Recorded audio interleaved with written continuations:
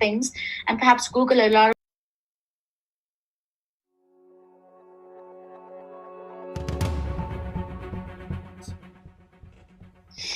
How, in your own words, do you believe you are adding value and, more importantly, wealth? Because Africa is an impoverished country. There's not a lot to go around. No, but as we have said earlier, I mean, we are serving a possibility, a toolbox with the products, with the system where people could, if they're working hard, earn money. They could build up their own business. And that is the same as for most of all MLM companies or direct selling companies around the world.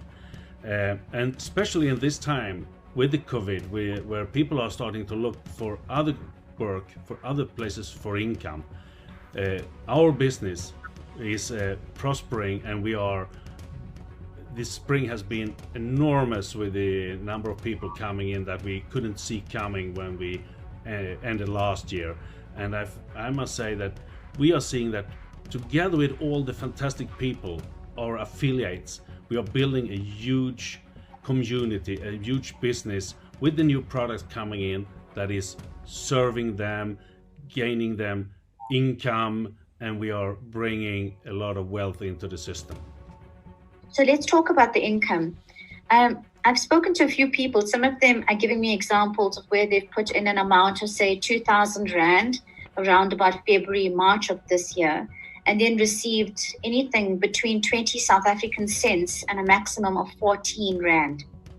So how does that work out? What could have gone wrong there? Because I'm not seeing lifting a nation. This goes back to what we discussed before, what we are and what we're not. We are not an investment opportunity. We are not selling financial products or any type of financial services. We are selling a product. We have a compensation plan where people can earn commission if they are hardworking and they're good at what they're doing. It's quite simple in that case. So in terms of the products itself, so this is what I'm hearing. What I'm hearing is Crowd1 has been around since last year. Your launch was in South Africa in November last year.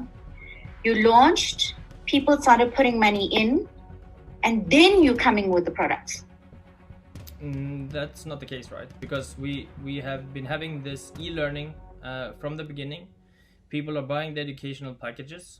How fantastic are these products? I just need to understand, even from an e-learning point of view, how amazing is it? Because you can Google a lot of things and perhaps Google a lot of information that's very specific to the country you live in. So if you want to find out about investing in property, you can do that. So how wow is your product that I need to get a general understanding of investment? I would say that you could Google most of all knowledge you want to Google if you're capable of doing that in a way, and it will take you a lot of time. If you look at the e-learning product, independently more or less of all e-learning products globally, they are a way of combining, putting all the things into one place. So it's easy for you to connect, easy to get the knowledge, easy to take in the knowledge and use the knowledge. And that is the unique thing with all education, independently of the e-learning, of its training in school. Somebody has gathered all the information, and that is what we could say about our e-learning packages. Why is it when you talk to people who are part of Crowd1, they never ever talk about the products? They just talk about money that's been put in.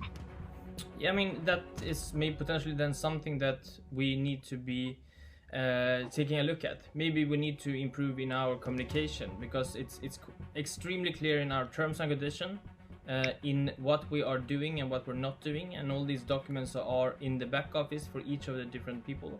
They need to read and they need to understand the terms and conditions as with any other company. And I think what is happening right now is that crowd1 is changing an industry.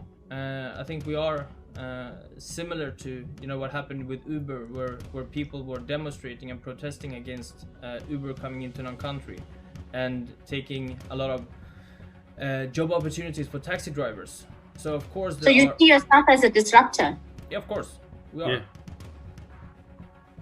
Are any of the courses accredited? Which one, sorry?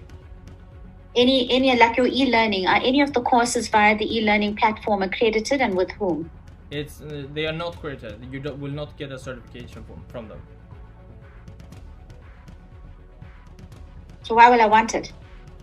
Because it gives you, as Johan was explaining before, it's combining the information, but of course you can find some of the information online, because you can find most of the information online. But this is a gather information in a book that gives you a good start to better understand this. And of course we are continuously going to work on improving all of our different products, add more value into each of them, definitely. But I think this is a great start for anyone. Why are you not a pyramid scheme in your own mind? Because none of the revenue is coming from the sign-up process. Everything is coming from the product sales. As simple as that.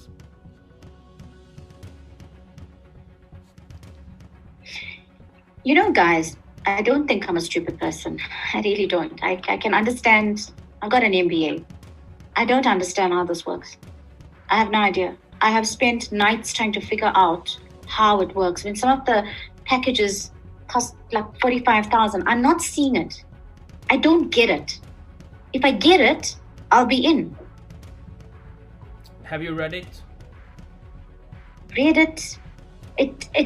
It's so confusing. And I always say, if you're going to, maybe invest is the wrong word, but if you're going to dial in, then you need to be able to explain how it works very simply to a relative or a friend. And I can't do that. So that must mean I'm stupid, right? Definitely not. I mean, I think, as we've been discussing before as well, if this is something that is unclear, of course we need to work on the communication. Because in our terms and conditions, it's extremely clear what we are doing and what we're not doing.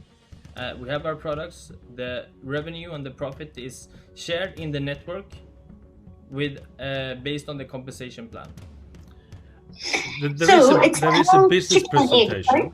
Sorry, there is a business presentation presenting the company that is something around 25 to 30 slides. So it's a bit longer than this interview to take you through it, but we will happily do it to give you all the information and the feeling for how the business is working. If you could send that to us, that would be fantastic, and then I'll give it another step to try and understand how it works. But just a very quick one from my side. If I were to look at just the product range as it stands now, the 5 products that you mentioned, and it is the chicken and egg argument of which one comes first. In my mind, before you market anything, you need a product, because then you tell people what you're doing. What I'm seeing here is products being developed as we go along, after people put money in. Am I right? Am I wrong? We had the e-learning product from day one. The magazine came, and we were around New Year. We were less than 1 million people, affiliates. Now we are over 7 million. So it has been going very, very quickly. We have been delayed because of the COVID-19 with the product launches. And but we are working all the time on the products, and if we don't have enough people in the crowd, we don't attract the right companies to be partners with us. If we weren't as big as we are in South Africa, Safer would never have been interesting to work together with us.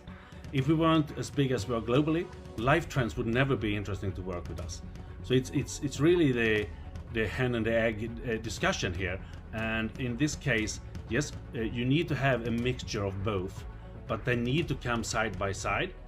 We had a much faster growth on the affiliate numbers, the crowd numbers, than we were looking for during this spring, and that meant that at the moment we have a bit of dip in the balance in between them.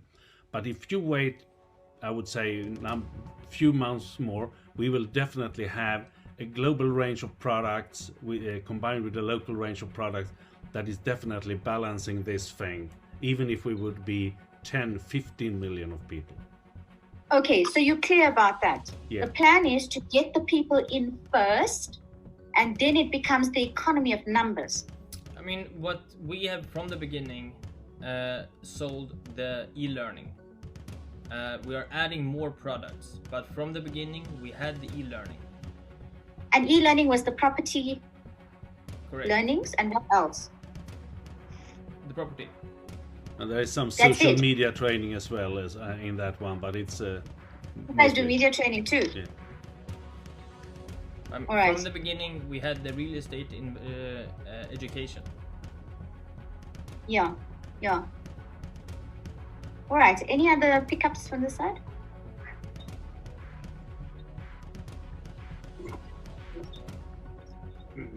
So the question that I'm getting here from my producer is it a matter of semantics where we use different words to actually describe the same thing in the end? What are we describing? What do you mean? We're describing that there are tiers. We're describing that people put money in. We're describing that in the end, we are banking on an economy of scale, which is why you do need this to work. Because without the scale, you've got nothing, right? As we discussed before, we launched when we still have the e-learning system. So from the beginning, we sold a product. People are not investing because we're not investment opportunity. We're not selling any type of financial products or services. And you will only earn money on the product sales, from the margins of the product sales. All types of bonuses comes from there. You can't just come in and join and don't do anything. You need to work in the system, in the scheme, to be able to earn money, to sell products, to recommend products to others, etc. And the allegation is that you've got these Mickey Mouse products that nobody really needs and using that as a guise to continue with what is being termed a scheme here in South Africa. That's the allegation. I mean, as I mentioned before, we are in discussions with all the relevant authorities to clarify everything around our products and our business model. Do both of you understand what effect we've had in terms of COVID in South Africa? People are unemployed, people don't have money, people are desperate for some kind of future. And the allegation is that as far as COVID is concerned, I mean, as far as crowd1 is concerned, the allegation is that as far as crowd1 is concerned, we're pushing a dream and it may not work out if you don't get your economies of scale.